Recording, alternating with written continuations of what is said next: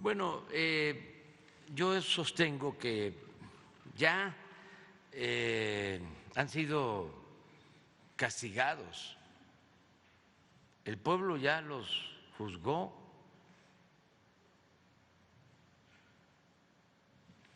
Es gente que está manchada. El caso de Zedillo, pues es evidente. Solo por lo que mencionabas, el convertir deudas privadas en deuda pública. Es un acto de traición al pueblo de México. ¿Cómo rescatar a banqueros y a grandes empresarios y trasladar el costo de ese rescate a todo el pueblo? Porque ese rescate se paga con presupuesto público y es una cantidad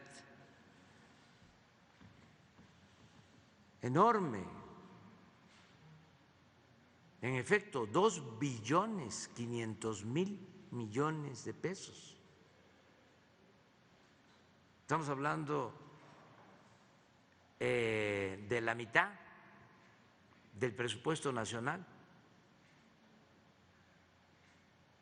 de un año. Y eso ahora que ha aumentado el presupuesto.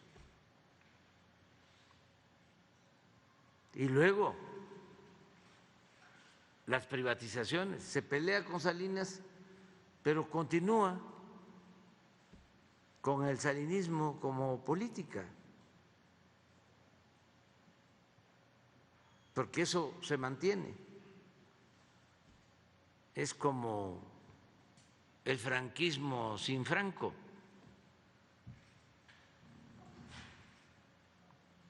Que se aplica en España, lamentablemente.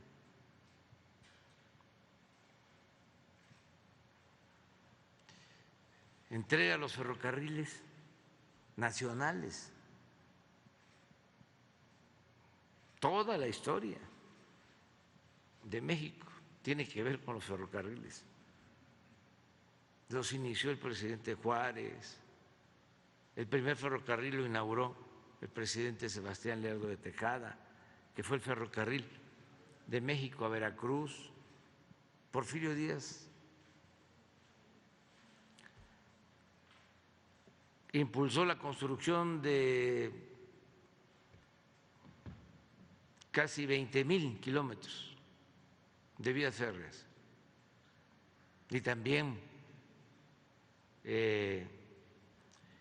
daba concesiones, subvenciones a las empresas extranjeras que construían los ferrocarriles, les daba un subsidio por kilómetro y al final, 2 años antes de 1910, decide rescatar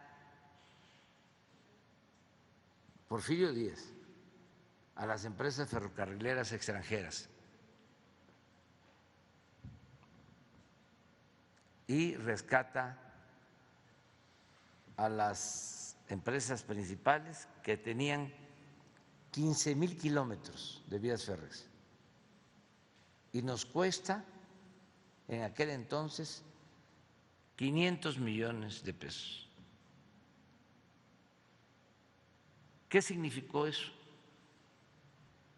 La mitad de toda la inversión pública y privada, nacional y extranjera, de los 34 años del porfiriato, ese rescate. Ese es el antecedente del FOBAPROA. Por eso, cuando decimos que neoporfirismo, que neoliberalismo es neoporfirismo,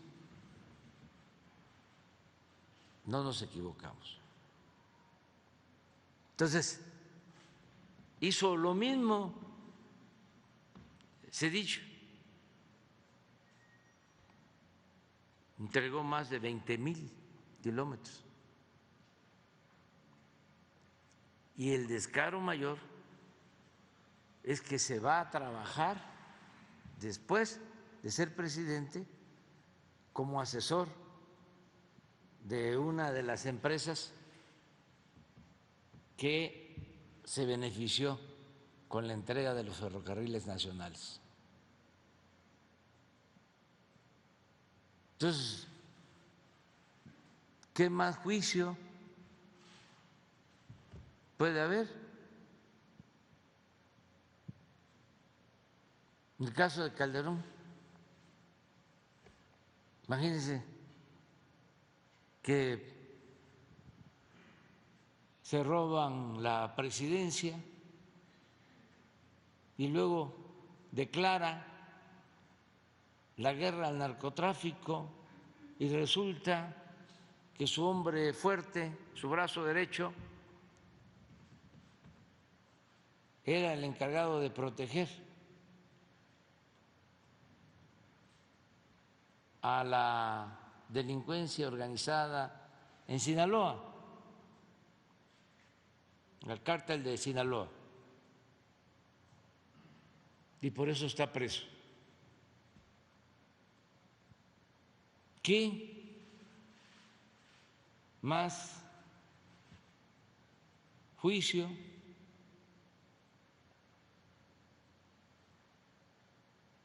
Claro que ya la gente los tiene muy bien identificados. Ya han recibido ese castigo por su mal proceder. Ahora Salinas ayer se da a conocer que ya se volvió español. Sí, ya le dieron la nacionalidad española. Ese es otro personaje, el padre de la desigualdad moderna en nuestro país. De ahí empezó todo. Entregó las minas, los bancos, las empresas públicas, reformó el artículo 27 para poner las tierras ejidales al mercado. No, terrible. Ya tiene nacionalidad española. Y a mí me da gusto porque no les tengo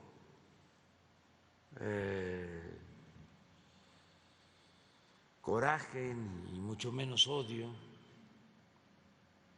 Yo estoy como lo que decía Facundo Cabral en su canción. Eso es lo que sostengo. Pobrecitos, ternuritas. Pobrecito mi patrón, piensa que el pobre soy yo. Porque estos potentados llegan a un nivel de enajenación que no se dan cuenta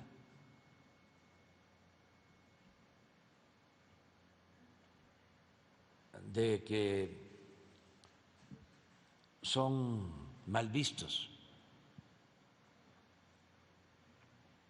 porque en efecto antes todo esto se toleraba.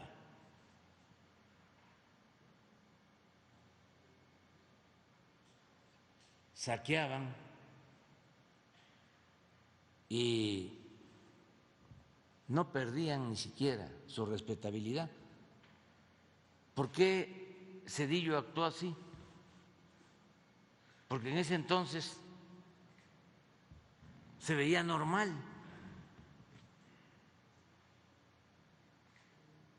Calderón, ¿cómo es que después de la presidencia se va a trabajar como consejero a Iberdrola?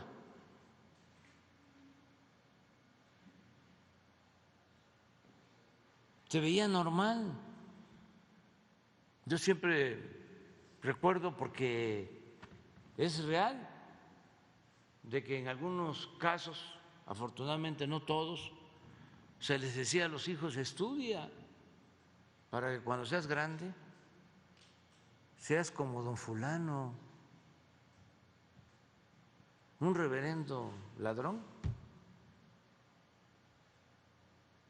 Había que triunfar a toda costa, sin escrúpulos morales de ninguna índole.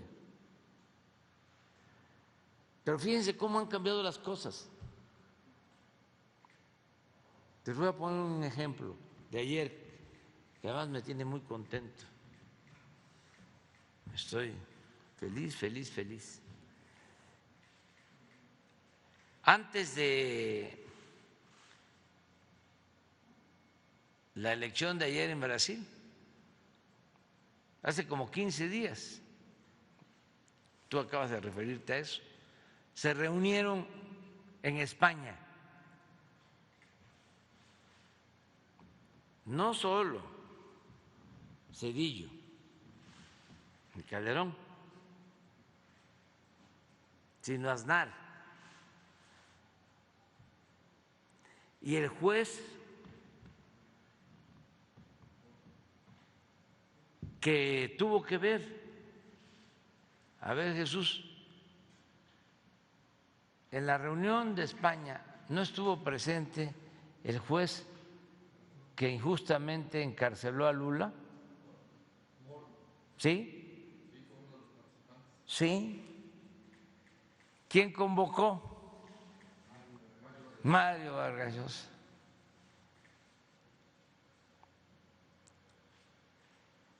¿Y de qué sirvió?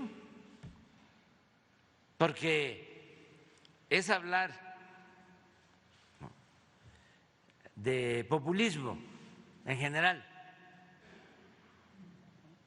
en abstracto, pero llevaba un mensaje. Se hace el encuentro en vísperas de las elecciones en Brasil. ¿Y qué pasó ayer en Brasil? Ganó Lula.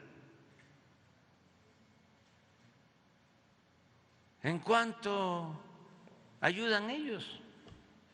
Nada.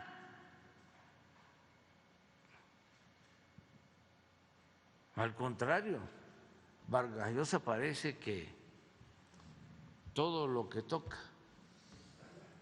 lo sala.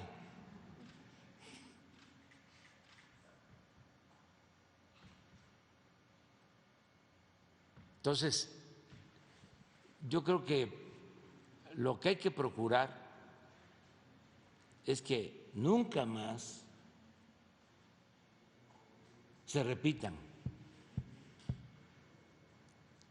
esos gobiernos que defienden a las oligarquías y abandonan al pueblo. Nunca más gobiernos que protejan a corruptos. Nunca más gobiernos sin autoridad moral.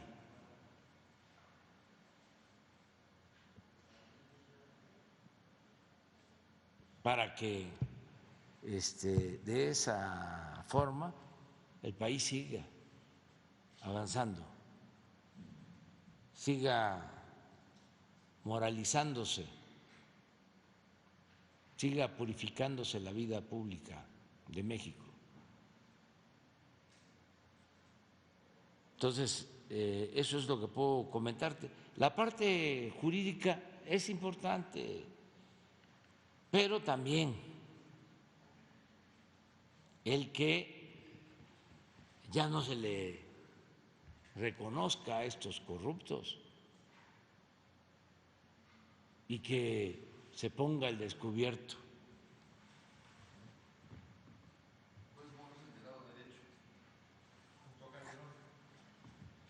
¿Ustedes creen que esto fue así espontáneo? Se da antes de la elección de Brasil. Claro, llevan a Zedillo, llevan a Calderón, y la lectura aquí es contra el presidente de México. Sí, también, pero tenía también otro propósito la reunión. Vargas Llosa dijo: yo estoy con Bolsonaro, no quiero a Lula. Y no quería a Petro, y desde luego no me quería a mí.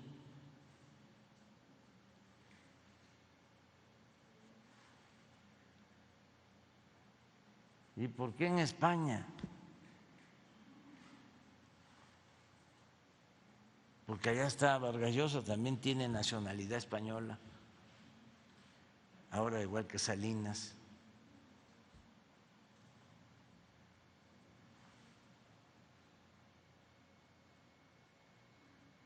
Sí, porque es 20 de octubre y las elecciones fueron 10 días.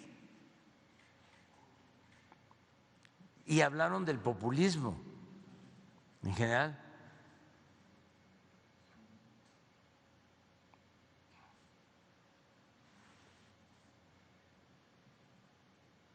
Imagínense a Aznar.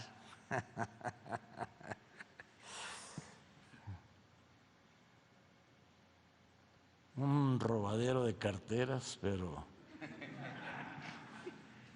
en alta. Ya quita eso ya. Bueno. Presidente, también en otro tema preguntarle sobre esta lucha que ha llevado la Secretaría de Hacienda a través del Servicio de Administración Tributaria y la Unidad de Inteligencia Financiera en contra de las empresas factureras de operaciones simuladas, conocidas como EFOS.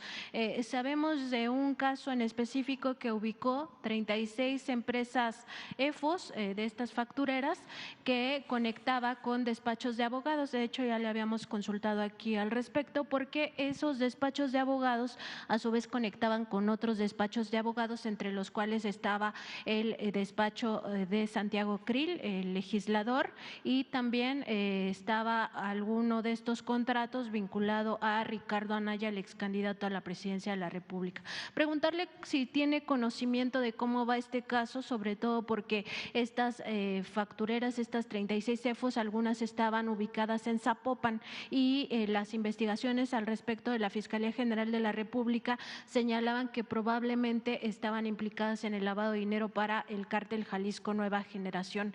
Entonces, preguntarle si aquí le han dado algún reporte del SAT y la UIF, y en todo caso si podría venir Pablo Gómez a informar cómo van estos asuntos, porque bueno, él lleva no solo el tema de las CEFOS, sino otros que también son muy importantes para la vida de este país, sobre todo para ir limpiando todos estos delitos de cuello blanco, y si tuviera alguna información de este caso específico que involucra a Santiago Krill. Pues no tenemos información, no tengo yo información a detalle, y sí estaría bien que viniera Pablo Gómez a informar la semana que viene, si les parece.